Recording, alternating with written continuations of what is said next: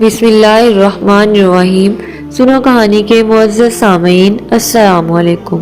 آج کی ویڈیو میں ہم آپ کو بتائیں گے حضرت نوح علیہ السلام کے بارے میں، ان کی تبلیغ سے لے کر کشتی بنانے اور عذاب کے نازل ہونے تک کے مکمل واقعے کے بارے میں۔ حضرت آدم کے بعد مشہور انبیاء علیہ السلام میں سے ایک حضرت نوح علیہ السلام ہے۔ آپ کی ولادت حضرت آدم کی وفات کے 126 سال بعد ہوئی۔ آپ کو 1000 سال عمر ملی، اس میں سے 950 سال تک آپ علیہ السلام اپنی قوم کو نصیحت کرتے رہے۔ حضرت نوح علیہ السلام کا اصل نام عبد الغفار تھا، لیکن آپ اپنی قوم اور آخرت کی فکر میں بہت زیادہ رویا کرتے تھے، اس لیے اللہ تعالیٰ نے قرآن مجید میں آپ کو نوح یعنی بہت زیادہ رونے والے کے نام سے یاد کیا ہے۔ آپ علیہ السلام معمولی نعمتوں پر بھی اللہ تعالیٰ کا شکر ادا کیا کرتے تھے، اس وجہ سے اللہ تعالیٰ نے آپ کو عبد الشکور کے لقب سے یاد فرمایا ہے۔ حضرت نوح علیہ السلام کا اللہ رب العزت نے قرآن مجید میں 43 مقامات پر ذکر فرمایا ہے، اور قرآن مجید کی ایک سورہ نوح کا نام بھی آپ علیہ السلام کے نام پر ہے۔ اللہ تعالیٰ نے حضرت آدم علیہ السلام کی اولاد میں خوب برکت فرمائی اور اولاد آدم سے بہت سی بستیاں آباد ہوئیں۔ تمام لوگ سابقہ انبیاء علیہ السلام کی تعلیمات کے مطابق صرف اللہ تعالیٰ کی عبادت کرتے اور اس کے ساتھ کسی کو شریک نہیں ٹھہراتے تھے۔ اولاد آدم کا اللہ تعالیٰ کی عبادت کرنا شیطان پر بہت گراں گزرتا تھا۔ وہ اس سوچ میں تھا کہ کسی نہ کسی طرح اولاد آدم کو گمراہی میں مبتلا کر کے اللہ سبحانہ و تعالیٰ کی رحمت سے دور کیا جائے۔ شیطان کو یہ معلوم تھا کہ شرک بہت بڑا گناہ ہے جس پر اللہ تعالیٰ بہت زیادہ ناراض ہوتے ہیں، اس لیے انسانوں کو شرک میں مبتلا کرنے کے بارے میں سوچنے لگا۔ آخر کار اس نے قوم نوح میں سے جو نیک لوگ فوت ہو چکے تھے، ان کے نام پر شرک کو رائج کر کے لوگوں کو سیدھی راہ سے ہٹا دیا۔ قوم نوح میں 5 نیک لوگوں کے مجسموں کی پوجا عام ہو گئی اور لوگ اللہ تعالیٰ کو چھوڑ کر بتوں کی پوجا کرنے لگے، تو اللہ تعالیٰ نے اپنے بندوں پر رحمت فرماتے ہوئے انہیں سیدھی راہ پر لانے کے لیے انہی میں سے ایک بندہ حضرت نوح علیہ السلام کو نبی بنا کر بھیجا۔ جب علیہ السلام کو مبعوث کیا گیا، اس وقت آپ علیہ السلام کی عمر 50 سال تھی۔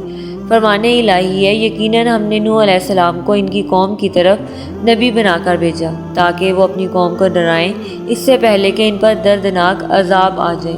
اسی طرح اللہ تعالیٰ نے حضرت نوح علیہ السلام کو نبی بنا کر بھیجا تو انہوں نے اللہ تعالیٰ کے حکم کے مطابق سب سے پہلے اپنی قوم کو اللہ تعالیٰ کی توحید کی طرف بلایا، اور وہ لوگ اللہ تعالیٰ کے ساتھ جنہیں شریک ٹھہرا رہے تھے ان کی عبادت کرنے سے منع فرمایا کہ تم اللہ کی عبادت کرو، اس کے عذاب سے ڈرو اور میری اطاعت کرو، وہ تمہارے گناہ معاف فرما دے گا اور تمہیں ایک مقرر مدت تک مہلت دے گا۔ بابا، جب اللہ کا وعدہ آ جاتا ہے تو اس میں تاخیر نہیں ہوتی، کاش کہ تم یہ بات سمجھ سکتے۔ حضرت نوح علیہ السلام نے نبوت ملنے کے بعد اپنی قوم کی خیر خواہی کرتے ہوئے انہیں اللہ تعالیٰ کا پیغام پہنچایا، مگر قوم نے سرکشی کا مظاہرہ کرتے ہوئے آپ علیہ السلام کو جھٹلایا اور آپ علیہ السلام کی مخلصانہ دعوت کو ماننے سے انکار کر دیا، اور آپ علیہ السلام کے نبی ہونے پر مختلف شبہات کا اظہار کیا کہ تم تو ہماری ہی طرح کے انسان ہو، تم ہماری بجائے نبوت کے حقدار کیسے بن گئے؟ قوم کے سرداروں میں سے کسی نے بھی تمہاری پیروی نہیں کی، تمہاری پیروی صرف معاشرے کے غریب، کم عقل اور بیوقوف لوگوں نے کی ہے۔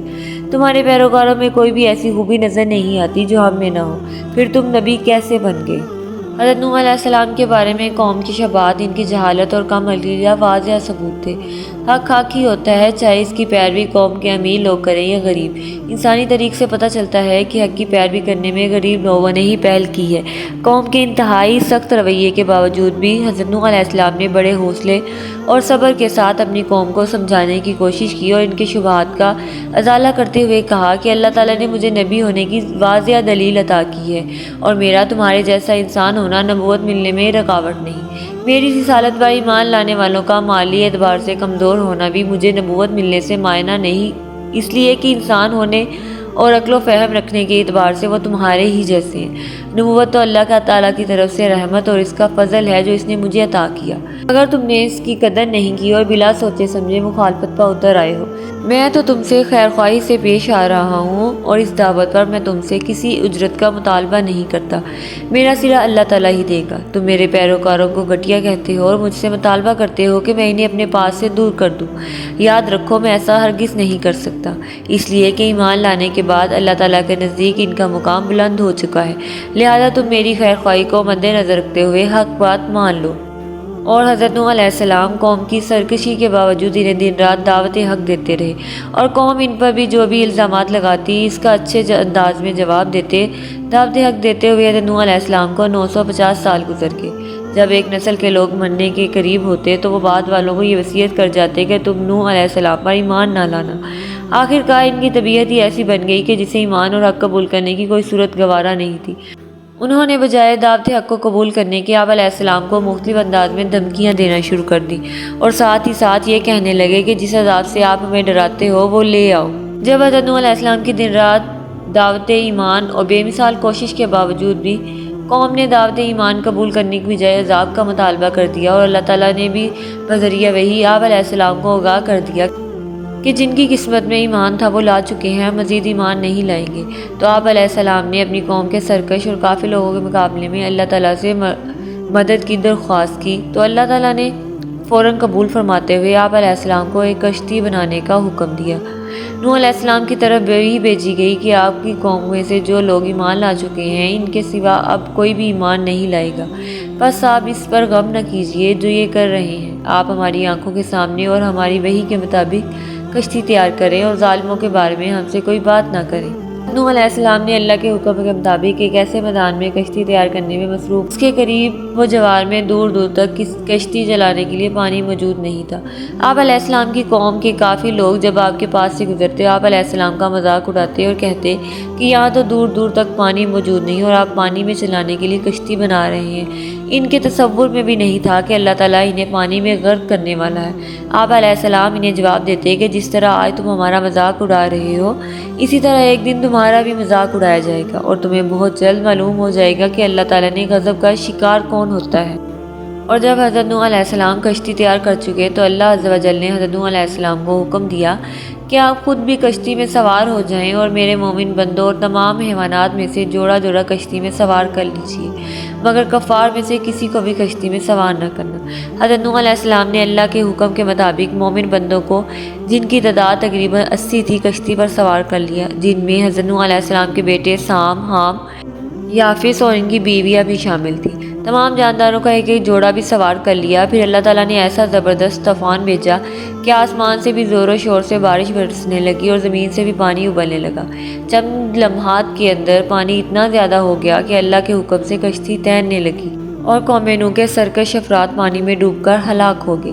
تغیانی کے باوجود بھی حضرت نوح علیہ السلام کی کشتی موجوں میں صحیح و سالم چل رہی تھی، اس لیے کہ اس کا محافظ اللہ تعالیٰ تھا۔ اسی دوران آپ علیہ السلام نے اپنے مشرک بیٹے یام، جس کا لقب کنعان تھا، کو آواز دی کہ آؤ آپ بھی ہمارے دین میں شامل ہو کر ہمارے ساتھ کشتی میں سوار ہو جاؤ۔ بیٹے نے اس نازک موقع پر بھی اپنے باپ کی دعوت کو رد کر دیا اور اپنے ہاتھوں اپنی ہلاکت کو مول لیا۔ آسمان سے شدید بارش اور زمین سے پانی کے فوارے نکلنے پر زمین پر بہت سا پانی اکٹھا ہو گیا، جس میں تمام کفار ڈوب گئے، صرف وہی لوگ بچے جو حضرت نوح علیہ السلام کے ساتھ کشتی میں سوار تھے۔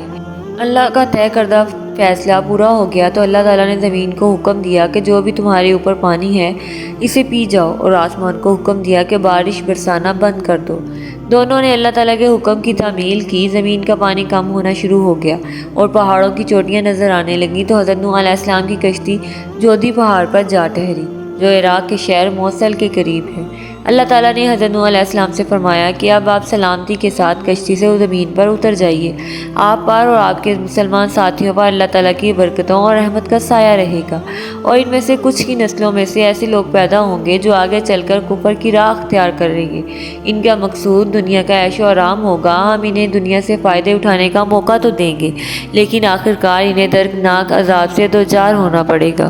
سبحانہ و تعالیٰ نے کفار کو ہلاک کرنے کے بعد زمین کو خشک کر کے رہنے کے قابل بنا دیا، اور آپ علیہ السلام کی اولاد جو کشتی میں آپ علیہ السلام کے ساتھ تھی، ان سے انسانی نسل کو باقی رکھا۔ حضرت نوح علیہ السلام کے دور میں آنے والے طوفان سے سوائے کشتی میں سوار افراد کے تمام لوگ ہلاک ہو گئے۔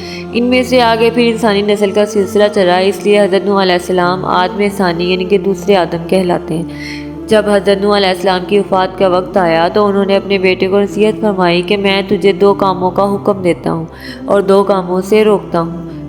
لا الہ الا اللہ کو اختیار کرو، کیونکہ ترازو کے ایک پلڑے میں 7 آسمان اور 7 زمینیں رکھ دی جائیں گی، اور دوسرے پلڑے میں لا الہ الا اللہ کو رکھ دیا جائے تو ان کلمات والا پلڑا جھک جائے گا، اور دوسرا سبحان اللہ و بحمدہ کثرت سے پڑھتے رہنا، کیونکہ اسی کی برکت سے اللہ تعالیٰ مخلوق کو رزق عطا فرماتے ہیں۔ اور میں تمہیں اللہ تعالیٰ کے ساتھ کسی کو شریک ٹھہرانے سے منع کرتا ہوں اور تمہیں تکبر کرنے سے روکتا ہوں۔ عبداللہ بن عمر رضی اللہ تعالیٰ عنہ کہتے ہیں، میں نے عرض کیا، اے اللہ کے رسول، شرک سے تو ہم واقف ہیں، لیکن تکبر کا کیا مطلب ہے؟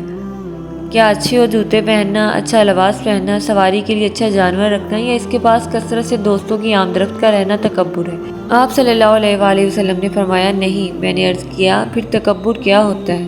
آپ نے فرمایا، حق کی حقیقت کا انکار کرنا اور لوگوں کو حقیر سمجھنا تکبر ہے۔